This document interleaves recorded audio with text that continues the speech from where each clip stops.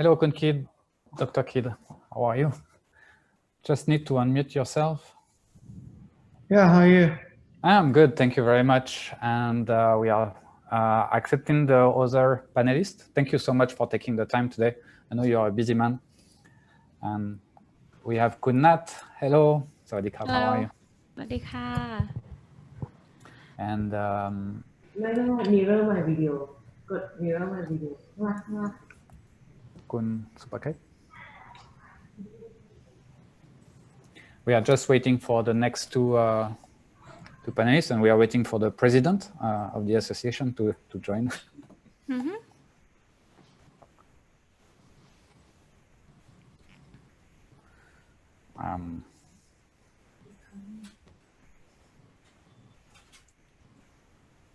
Kun Suppakrit? Not here?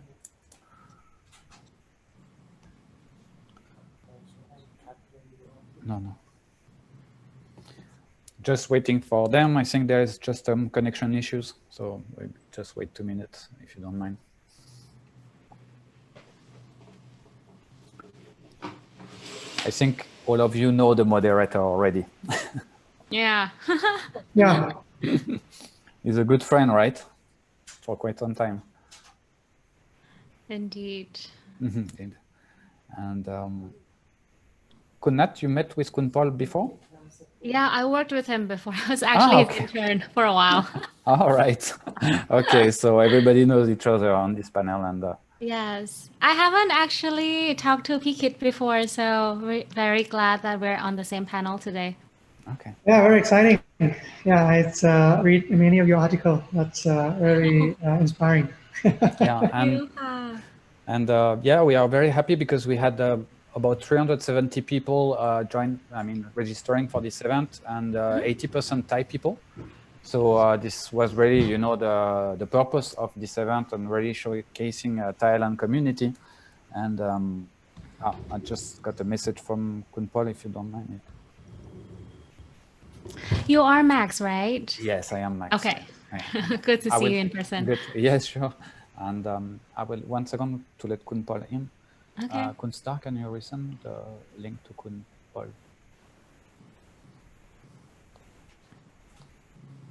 And I just...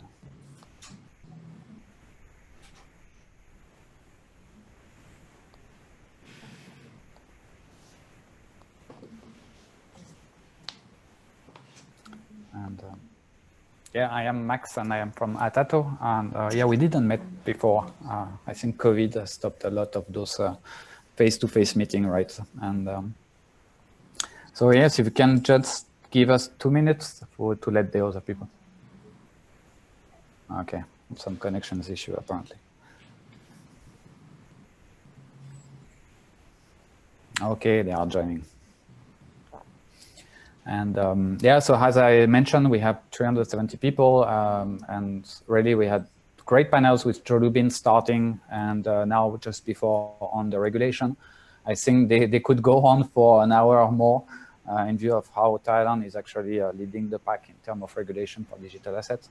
And really happy to have you both today. I think you can give great perspective. Congratulations, Kun Kid, for your event. I think it was last month, a great success. Yeah, thanks. I mean, like this is the tough time for everyone, like hosting the event, inviting speaker. I think that that's very fortunate that it turned out that we got more attendees from abroad. Yeah, like here. Yeah, okay. It's all great learning for us as well. Indeed, and it's a pity that we still have to do that virtually. Hopefully, things can come back to normal. Soon. Yeah, and then I think people crave for it, right? During our event, we also like had a kind of like offline event, a hybrid one, and then we invite like the speaker and also the panelists, some local attendees to join, and then they said, "Oh wow, this is I've been waiting for this for half a year." Yeah. I mean, like I think people craving for anyone who will be able to host like real meetup. Yes, indeed. Yeah. Okay, I'm sorry, we seem to have some issues with. Kun Star, Sorry for that. We just have the two other panelists have an issue joining. Kunstar, can you resend the link to Kunpal?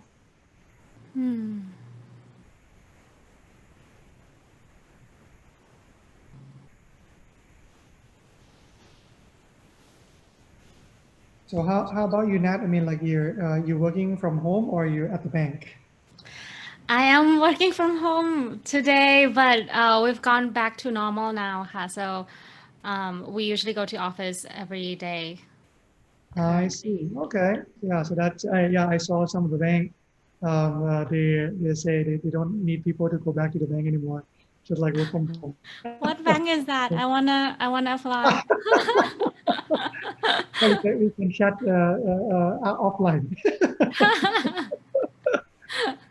Yeah, I actually think a lot of work can be done at home. Hey, Paul. Hey, how's it going? Yeah, good. Sorry, it was a bit of Hello. confusion on the link. No worries. Yeah, nice background and Yeah, nice background. so we just learned that Goodnut was your intern before. Oh yes, exactly. No, hope it was a good conversation. She's awesome. Okay, and yeah, so we had the moderator, which is actually doing any videos every week that all of you know, but apparently has some technical issues. So I can start without him, but I will let him take over the moderation just after.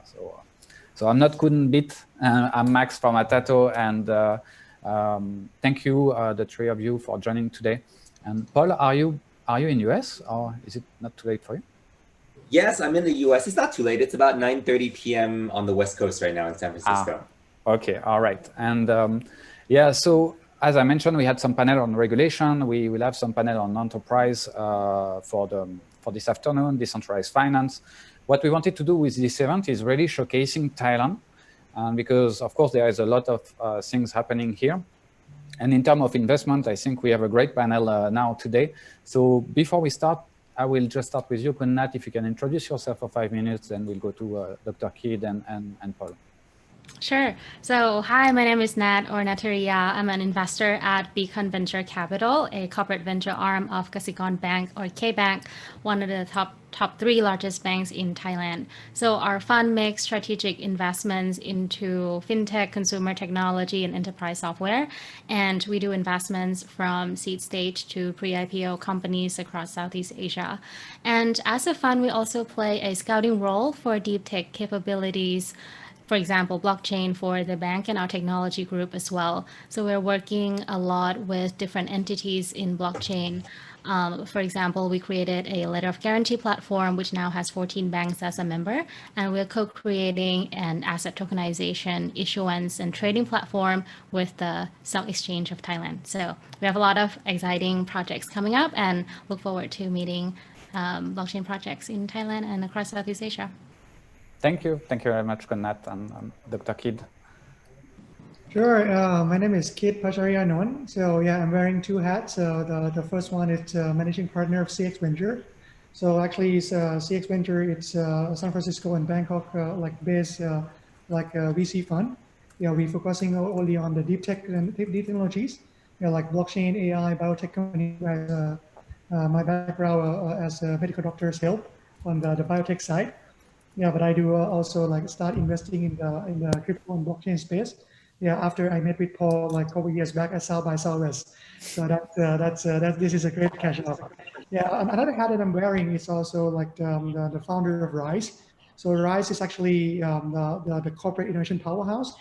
Yeah, so our job is to help the corporate in the region, Southeast Asia, to innovate faster. Through collaborating with a startup, including blockchain company, and also other deep tech company in our network. So far, yeah, we've been working with over 400 corporates, yeah, across Southeast Asia. Yeah, our office is in Bangkok, Singapore, Malaysia, Indonesia.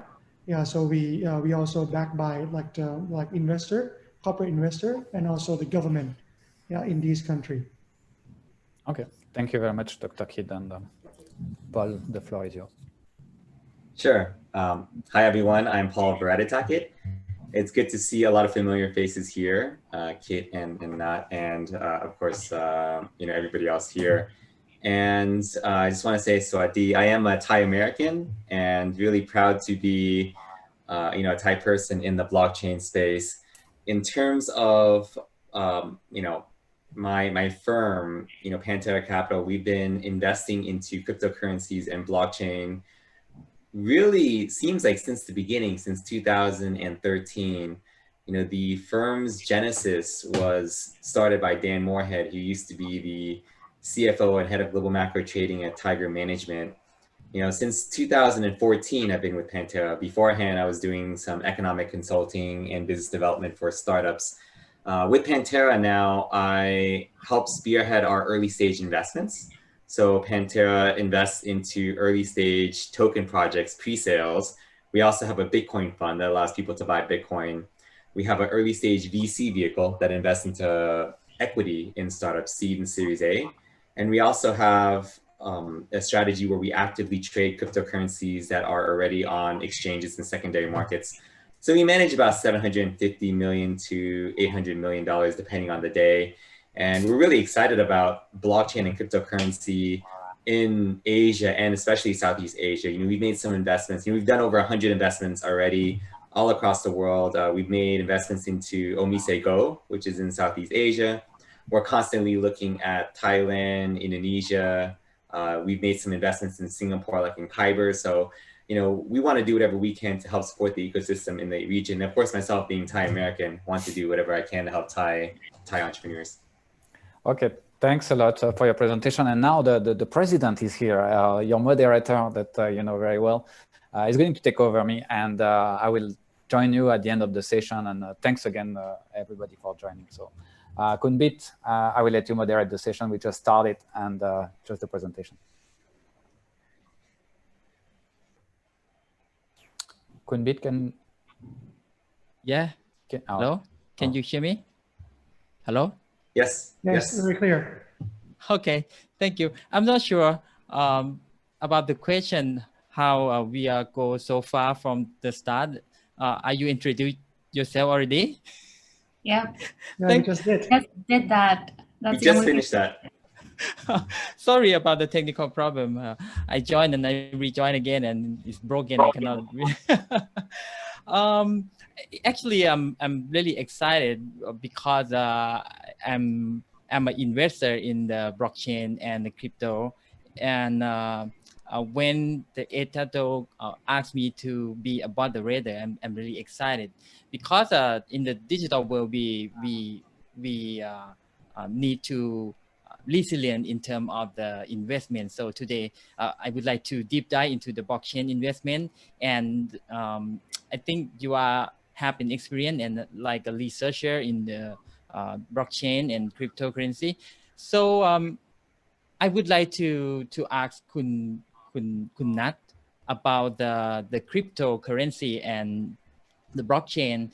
It will impact on the banking because Kun Nat has a background from the banking, right? How about your opinion? So I think that there's a lot of things the blockchain can do for banking. If we look at the main role of a bank today, is just purely intermediating capital, right, from the savers to the borrowers. And there are two problems with today's banking. And the first one is it's very inefficient. A majority of banking functions like underwriting loans, taking deposits are still done manually. And almost half of a bank's operating expense is in the people. And that's very inefficient. And the second problem is it's very expensive.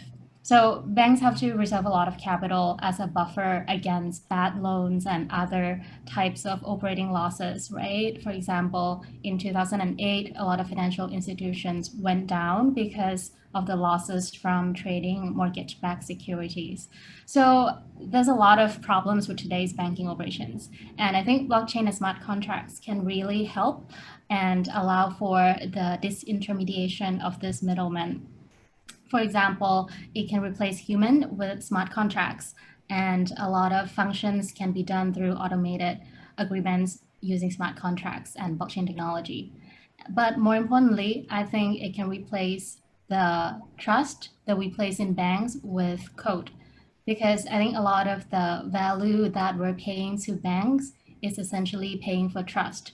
As a saver, you forgo a lot of interest rate to the bank and trusting that the banks will keep your money safe, right? But in reality, that hasn't proven true, or at least during 2008 crisis, this hypothesis is not true, and it's very costly to the economy as a whole.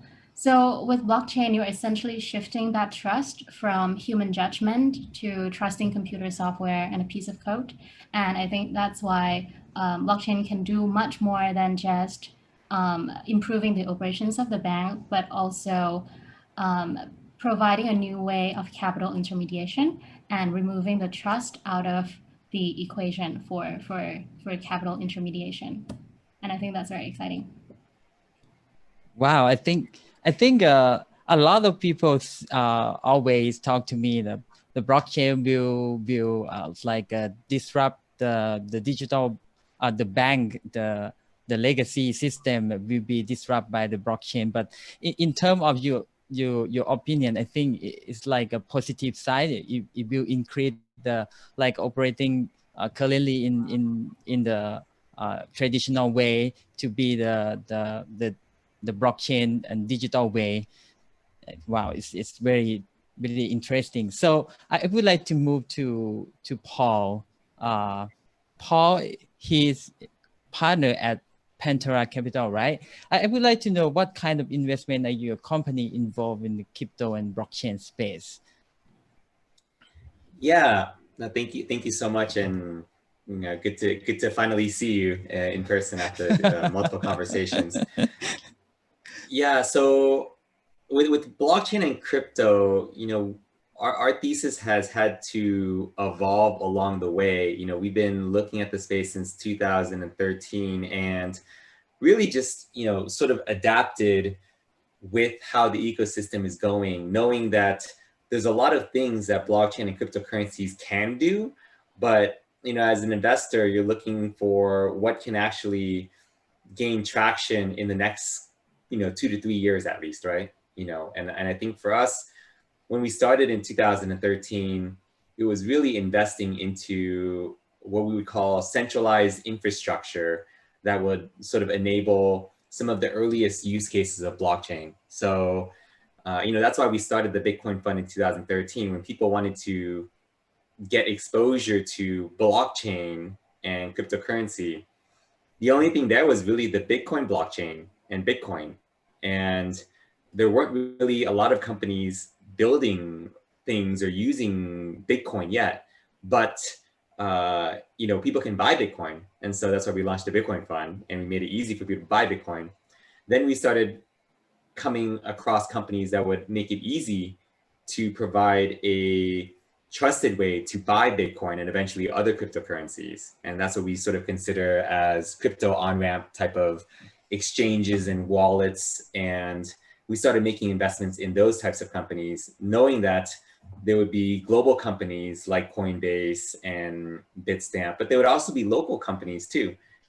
Some of the exchanges in China, some of the exchanges in Thailand, Latin America, and Mexico, Brazil. So we started investing into different pockets where we felt like cryptocurrency just made a lot of sense for, number one, store of value and speculation, but also potentially around cross-border money movement.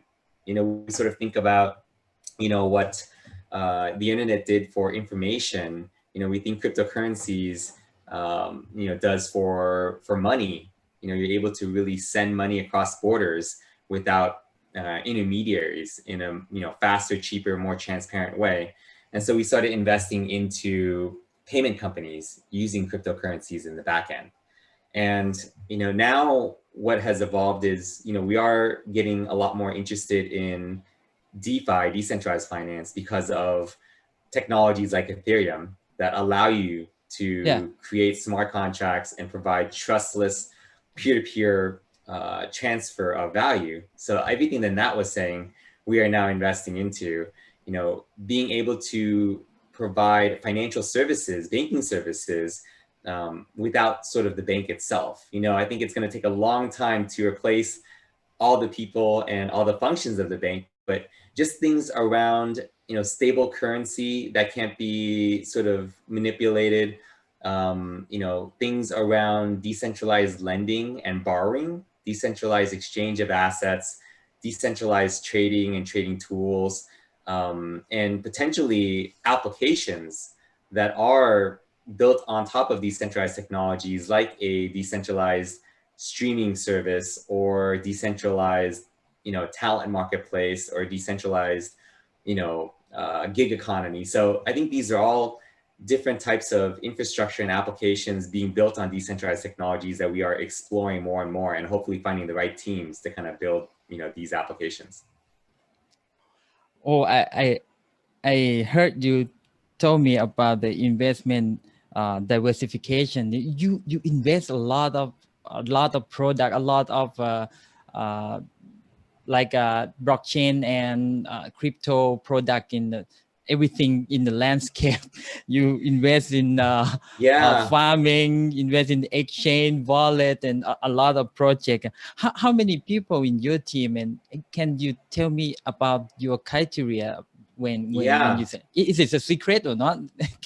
No, I mean, you're right. I mean, if you sort of make a cake with different layers in terms of, the types of things that we're investing into, I mean, it starts all the way at the bottom with scalability. And, we are large investors in, Ethereum, Near, Polkadot, Filecoin, to, again, some of the infrastructure that I mentioned, centralized and decentralized.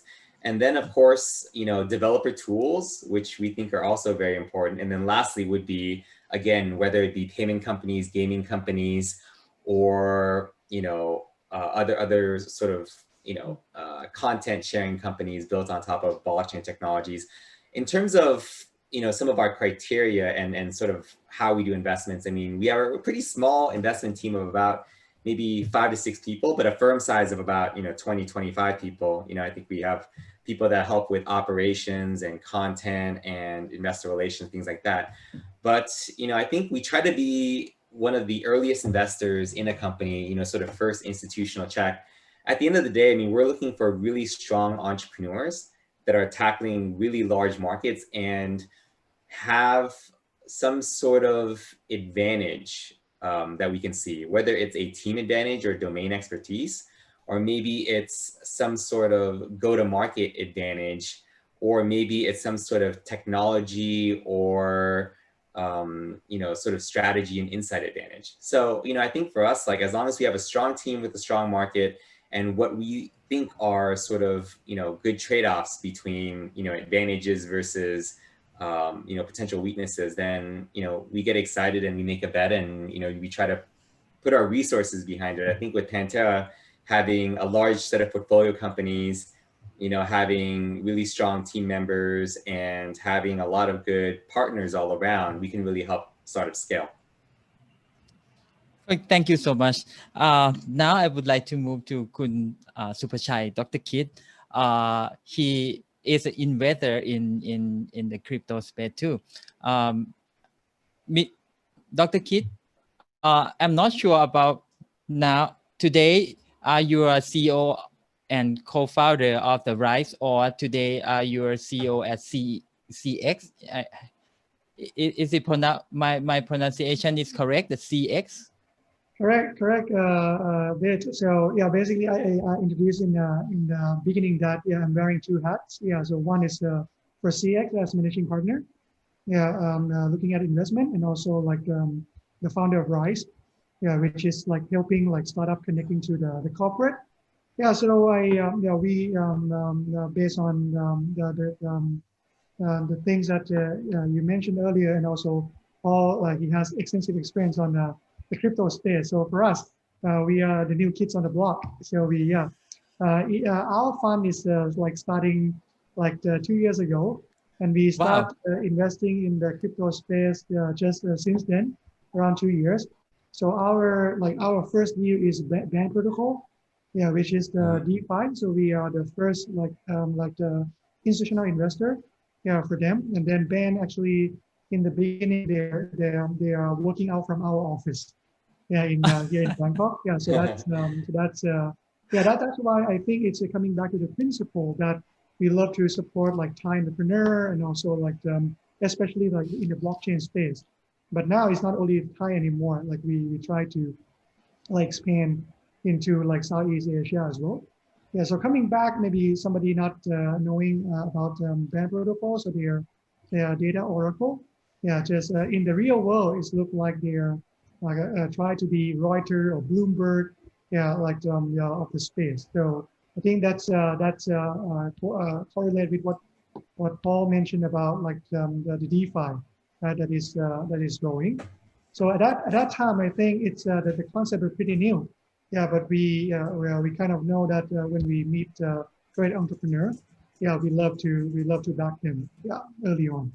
Yeah, so that's our first deal in the blockchain space. Yeah, the second one, which come a little later after that, is BitCup. Yeah, so it's exchange, crypto exchange. Yeah, that is I believe they're the first one who got licensed from SEC. Yeah, so again, I mean, like at that time, the market is unlike today, right? So they have like many player. Luckily, like one of the player, they're not here anymore. So that's why the BitCup become like the #1 like market share. Yeah, lucky to them. Yeah, and then also lucky for us as well. So that's kind of like the project, and we still keep looking for like the new like blockchain company.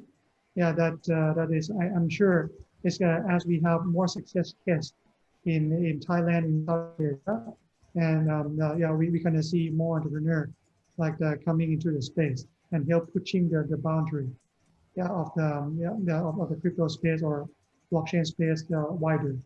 And I think one of the most important thing, yeah, I also resonate with Nat saying, I mean, like the most important thing for this space also the adoption, right? Because and Paul also mentioned about attraction, yeah, because at the end, yeah, if there's a lot of money pouring into the ecosystem, but then there's no real application, yeah, so that's going to be the challenging things. But as I can see, I think, yeah, as right now, if you're looking at the few weeks back, the fee for BTC transaction fee and also like the Ethereum fee is already surpassed like a million US a day. So I think what we're looking at is that yeah, we're looking at is to grow not only like a million, but how about to be 10 million a day or 100 million a day. That also like gonna be the good mark that the ecosystem is getting bigger and adoption is coming. Actually, I'm a fanboy of band protocol. and the thing is not an accident that you invest in band protocol and BitCup and it's go boom, because now the DeFi use a lot of Oracle data as a foundation to feed the information, and the smart contract is used is to like a prediction or calculated. And now I would like to move on the DeFi. I would like to ask Nat about the DeFi. It will be kill the bank, because I asked a lot about the impact from the DeFi, from blockchain to the bank, because you are related with the bank, the most person in this session. So how about what you think? So I think I definitely cannot say that DeFi will kill a bank, otherwise I'll be unemployed. But so I think DeFi is not a competitor to a bank, but I think what's interesting about it is that it's bringing this next wave of evolution for the banking business model. So today, if you look at banks, we're making money from interest rate spread by charging the highest possible interest rate to the borrower and paying lowest interest rate possible to the depositors or the lenders. But in DeFi projects like MakerDAO or Compound, they're letting the lenders earn more than 3% APY and not taking a cut out of that interest rate, versus if you put money into a bank's deposit rate, you might get 0 or 0.5%. So I think with DeFi, there's a lot of opportunity in terms of disintermediation. And what that means is that the revenue for the banks will disappear if more and more people go into DeFi. So in the future, I think there'll be a push for banks to find a way to change the business model from just purely relying on interest rate spread to other types of revenue sources. And if you look at neobanks today, the new digital banks that are coming up in the market, like Robinhood or Betterment and others, they're charging more and more on subscription fee rather than taking a cut of the transaction. And it's a similar thing that happened to TV industry as well, where they've seen a change in the business model over the past decade from commercials and advertising to subscription on Netflix or subscription for cable TV. So with DeFi, I think there'll be a push to change banking business model. And I think what's interesting about it is that there's a lot of experiment going on in DeFi space where projects are trying to introduce governance token as a way to capture value that are created through the open source protocol and things like that. So it reminds me a bit of cooperative banking model in the past, where financial entities are established to make profit for the to serve the members, and in a way that's cheap for the members to use as well. But token is just token in DeFi is similar to that model, but the token is just making the coordination of the members much easier and possible on a global scale.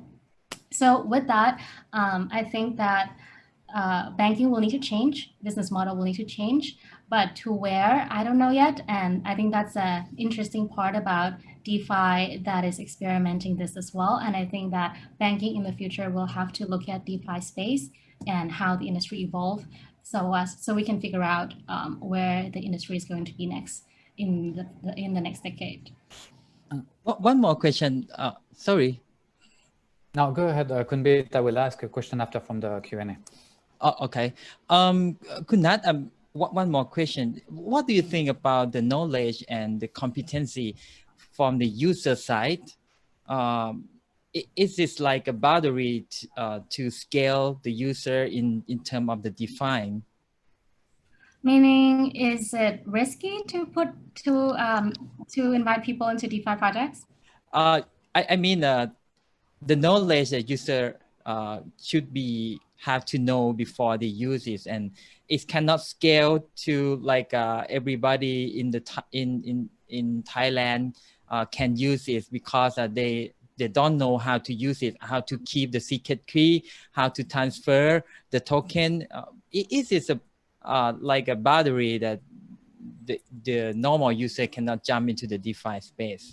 I think that it will take time and it's a problem for the industry as a whole, right? How do we make access to cryptocurrency and digital assets easier? And how do you reduce the friction for adoption? And I think the whole industry is trying to work on that, and it's going to be a few years from now until we get there. And I think what we're seeing with big companies like PayPal introducing cryptocurrency into their service is a big help for the industry as a whole, for people to start getting used to crypto and learning how to use it. So I think it will not be anytime soon, but I think we're seeing a lot more adoption through the years. And I think Paul can share on that as well, because he's investing a lot in projects that are helping build the infrastructure for adoption. How about you, Paul? Will DeFi kill banks? Bank will disappear from the next 2 or 3 years?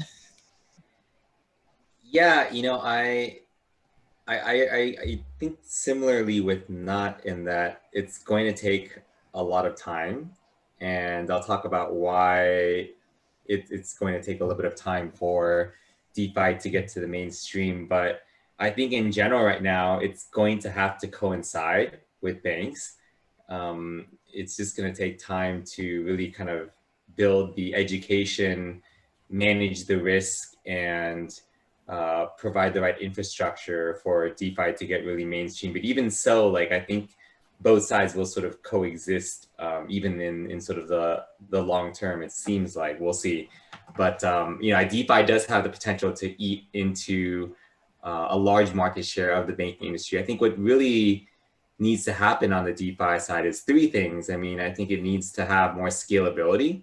The fact that it takes me potentially $50 to do a transaction is probably going to prevent a lot of people from entering DeFi. So I think new chains and layer 2 scalability will help. I think the fact that right now to do loans on DeFi, you do have to put up quite a bit of collateral. And I think we're going to have different ways, hopefully decentralized ways, to basically authenticate and provide credit and sort of assess the trustworthiness and capability of users so that we can have more uncollateralized loans and be able to sort of reduce that and bring more people into the space. I think secondly, it's going to be around sort of the UI and user experience. I don't think knowing about gas fees and thinking about public and private keys, like all of that needs to be obfuscated. And we really do have to have better user experiences, maybe something more similar to like an Argent, where there's other ways to kind of get onboarded without having to think about crypto. And then also being able to sort of, bring trust while still sort of maintaining the security and privacy for users. I love the idea about the UI and the credit loan. Clearly in the DeFi, you need to have the asset to collateralize, and you throw the idea about the credit. Oh, so wow, it's like a traditional way you have credit to loan something, to buy something. And yeah, you mentioned about the UI and user experience. That is a very important about like a human. You need to use it like easiest to access, to control, to transfer. But clearly, I'm a technical guy. I still have stuck some time to use the DeFi. Exactly. Okay. Sorry, can I jump in and for the questions for the Q&A, because we have a very nice panel here from a VC from the US, VC from Thailand, and a bank VC. And related to a question to the Q&A, what is the kind of project that really excites you right now? We talked about DeFi, but I would say that in the past 2-3 years, it was really about exchanges. And now we are moving to more, I would say, refined projects. What are the projects that excite you now? And do you see them in Thailand? To all of you. We can start with Dr. Kid and good night and Paul. Yeah, so I mean, actually, before that, I'd like to touch a little bit upon what Nat and Paul just said, because I think that's a very important point, right? So DeFi going to keep the bank or not, but the key idea that I'd like to share is that I think in our blockchain space, we need more like a collaboration, not competition. Yeah, collaborating between like the blockchain company and also the bank, right? Because at the end, so the bank need to we wish we have more banks just like the Beacon, right? So open up and then try to explore for the new business model. Yeah, not try to eat up everything. So I mean that's kind of like the mindset that every bank should take. Right? Otherwise, yeah, we're gonna need to wait more and more before we adoption, because at the end, once we all know that once people adopt DeFi, and then all the transaction costs and everything going to be lower, like access to the access to like the financial inclusion going to be a lot better. So I think, yeah, I really like one of my job is I love to brainwash like executive. Yeah, so hey, you need to kind of like adopt this, otherwise these people are gonna disrupt you one day, right? So that's one of my way of like ecosystem building. Yeah. So, but coming back to what Max just asked about, like what's exciting in the blockchain space these days. Yeah, I met many people in the blockchain space these days, and then many people told me, which I really aligned with them. They said, if you don't work full time in the blockchain space, you never catch up. Yeah, because like it's 24/7, and it has new things every day. Like in the past, like a few months, we see like new wording like yield farming, which like never happened before, right? So I mean, like if you don't keep it up like on an everyday basis, it's going to be very hard, and that's why I think opportunity is everywhere. Thanks a lot. Maybe Kunat, you can share it, and then we'll go to Paul. Yeah, so I can share from the bank's perspective first on what we're interested in. So we've been working a lot. We have our own blockchain lab called KBTG, and they've been building a lot of use cases around blockchain, and Taro and Max know it well. Two of the prominent projects that we were working on, one is a letter of guarantee platform, which now has 14 banks and corporate as a member. And we hope that we can scale this to become a tool for SME and corporate to engage in cross-border trade and commerce easier. And that's an area where we're focusing a lot of attention on. And the second is asset tokenization, issuance and trading platform, which we just announced with the Thailand Stock Exchange of Thailand. So I think as a bank, we're looking for any types of blockchain use cases that can be related to financial services. We are interested in things like cross-border payments, trade and commerce, facilitation, and also asset tokenization. I think those are the three key areas that there's a lot of potential to shift to the way of banking's business towards using blockchain. Thanks a lot, Kunat. And if for the attendees, I recommend that you read Kunat's paper on open banking. I think it's a very good one, and I will share it with you guys at the end. It's a must read. Paul? Awesome. Yeah. So yeah, for us, I mean, obviously we've been looking quite a bit into DeFi, and on the DeFi side, I mean, we've done quite a bit. You know, we may look for, again, more stable coin type assets that could be potentially used for collateral or payments. There's a few of them that I think could potentially, you know, compete very well against something like Maker. And so, you know, those are some spaces that we're looking at over there. I think we're also looking at fixed rate lending. I think that's also an interesting space that comes from traditional finance that could be, you know, sort of potentially big in DeFi and crypto.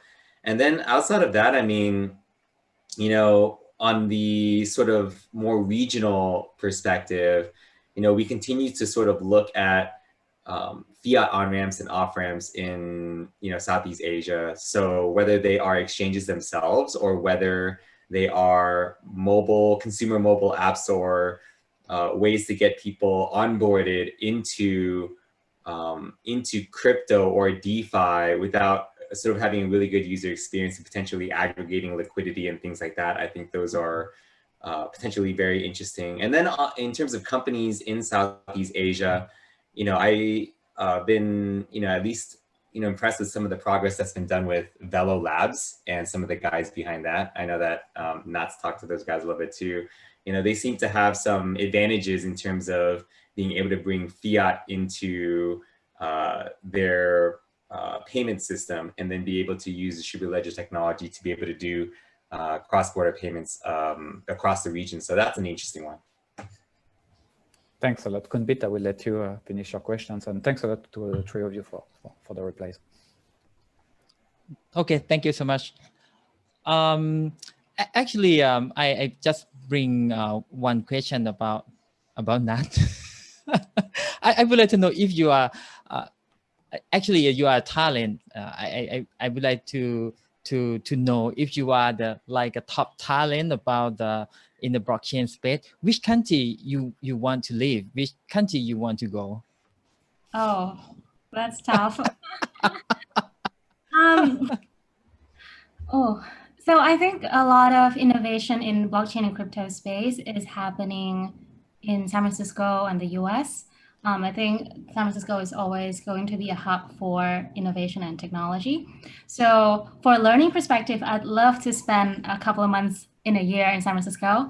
But in terms of getting that product to be adopted, I think Southeast Asia is really a big market where any kind of technology can find users. So if I can choose, I do have a year in San Francisco, have a year in Southeast Asia, if that's possible. Thank you so much. Paul, in terms of the investor eye, I would like to know what are the opportunities in the blockchain investing, and what are you excited about from your gut feeling? Yeah, I mentioned a few different spaces. I guess on top of some of the things that I've mentioned, I'm really excited about Southeast Asia and the emerging markets. I do feel that there's more of a need for cryptocurrencies and blockchain in the region than, especially in the US, but in other regions. I mean, we made investment into coins.ph in the Philippines, and they turned from just being a crypto on-ramp, a crypto wallet, to being one of the leading digital banking and mobile banking providers in the country. I think they had over 5 million users in a country of about 50 million. So about a tenth of the population was using their product, and both getting exposure to crypto or even not. And so I think crypto provided them a way to build up a brand around their user base to basically leapfrog banking and basically use them for banking services, in addition to store of value, but being able to make payments in a peer-to-peer way, and then be able to do things such as, payment of bills to other sorts of, daily activities that they normally had to use cash for. Now they're able to more easily use digital banking because of their interest in cryptocurrency. So those are the things that I'm most passionate about, is really, leapfrogging the banks for a lot of people that, don't have bank accounts, but they have a Facebook account. And those are the types of users that are going to be jumping into crypto. Mm-hmm. How about Thailand market and Thailand blockchain and crypto market? What do you think? It is interesting to invest or compare with another country in the Southeast Asia? How about Thailand, in your point of view? Yeah, I think Thailand does seem to be a smaller market than some of the other countries like Indonesia, etc. But, I do feel like the startup ecosystem is growing quite a bit, and I'm seeing some great companies like Band Protocol and some other companies have offices in Thailand and in Bello Labs, etc. So I think that there's, an opportunity at least for, Bitgroup, strong exchanges, strong consumer mobile products around DeFi, potentially things around payments, whether they are sort of within the country or even outside of the country. And then, of course, I think the exciting thing, and this is something that's more of Nat's territory, but I think that there is some buy-in from the banks and from the government around blockchain. And so whether it's sort of a digital identity, or whether it's maybe around sort of issuing of new assets, sort of a integration with the stock exchange, things like that around enterprise. I think Thailand is more open than some of the other countries around enterprise blockchain and maybe potentially institutional blockchain. So I think there's some potential over there too. How about you, Dr. Kit? I have a lot of idea and principle from Paul, and I would like to copy your idea in terms of the investor expert. What is the opportunity? Sorry. Yeah. I mean, what Paul said, I really resonate with him. Yeah, and actually, you can copy Paul, not me. But the thing is, I think the challenge for me right now is not about like looking at like the DeFi or like up and coming things. But I think the challenge is like how we could have enough time to review all the deals that is popping up, because as you see this right now, the Bitcoin price and everything is picking up, right? Yeah, and then I'm sure in the next few weeks or months, you're gonna see a lot more like deals that coming in. So the challenge for investors like us is that how we be able to screen the right deal. Yeah, that's the challenge that can come in. Kunbit, I will just, before we almost conclude the session, and I just would like to come back on what Paul and Dr. Kid was saying, and about the difference in Thailand. As we see, it's maybe different from other countries in terms of population, maybe being smaller, but the government is really behind. We are at Atato very excited to work with the Bank of Thailand or KBTG, those kind of big groups that are actually changing the landscape and will push the country to have CBDC or this kind of product that can actually push adoptions. And this is where, personally, I believe that Thailand is a bit more advanced than a lot of countries in the region, and that's going to push the ecosystem. So it's almost finished for the session, and it's really great to have all your 3 points of view.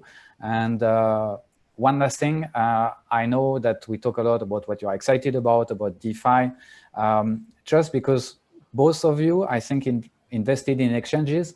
Are you a bit, what do you see about decentralized exchanges? Do you see it as a threat, or are you seeing it like a complement for the crypto space? Good question. I love it. Yeah, to me, I can take that first. It's easy to answer before Paul. So, actually, yeah. So yes, it definitely is going to be like challenging, right? Because at that time, when we investing in the exchange, there's no decentralized exchange just yet. So then that it's kind of like no brainer to invest and support the ecosystem. But now when we have like the decentralized exchange coming up, so we kind of like we think it's not too bad to invest in like looking at the decentralized exchange and investing in one as well. Thank you, Dr. Kia. Paul? Yeah, I think it's similar to the question around banks and DeFi. I mean, I think they will sort of coexist, and I think decentralized exchanges will really eat into the market share and possibly even have more of the the trading volume, at least in the interim, until maybe more institutional folks come in to the space and sort of need a little bit more regulated infrastructure. But we are huge users and investors in Uniswap. We have a position in Balancer. We invested into Dodo pretty early on. And so I think for us, like, we sort of, make a few bets in a certain category in which we think is really going to dominate. And so we have, again, 3 or 4 bets in the space. In addition to same sort of thing with traditional finance, you see a lot of prime brokerages. We invested into things like 1inch because we think that that sort of service can also be decentralized too. And so, whether it's an aggregator or whether it's directly into the exchange, I think a lot of trading is going to be done through DEXs. Great. Thanks a lot. And but I almost have to finish. And Kunnat, do you want the last word? Thanks again for joining. Yeah, so just to add on the last question, I think that as long as blockchain is still slow as it is right now, the decentralized exchange will not overtake centralized exchange. And what I say is because a lot of funds out there are still doing, especially funds that are doing algo trading, still require speed of transaction, and that's why decentralized exchange is not meeting their needs yet. And in the future, if you look at more assets coming into cryptocurrency, digital assets, there will be more demand for funds and more demand for a centralized exchange still. So as long as the infrastructure is not getting up to speed, I think that the centralized exchange will still coexist with DEX. Okay, thanks a lot. And I have to finish the session, but I really appreciate that all of you took the time to discuss this subject. We really wanted to have an investment panel because this is something that it's part of the space, and really wanted to show all the startups in Thailand. If you need some investment, you can reach those guys. They will read your pitch. And thank you so much again for your time. And we wish you, there is some panels on decentralized finance this afternoon, blockchain for enterprise, and some stack. So feel free to join. Kun Nat, Dr. Kit, Paul, thank you so much. Kun Bit, Mr. President, thank you for moderating. Bye-bye. Bye. Sawadee.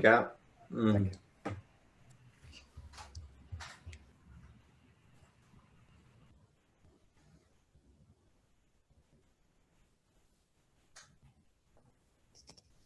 Is being transformed, and at Consensus, we believe blockchain technology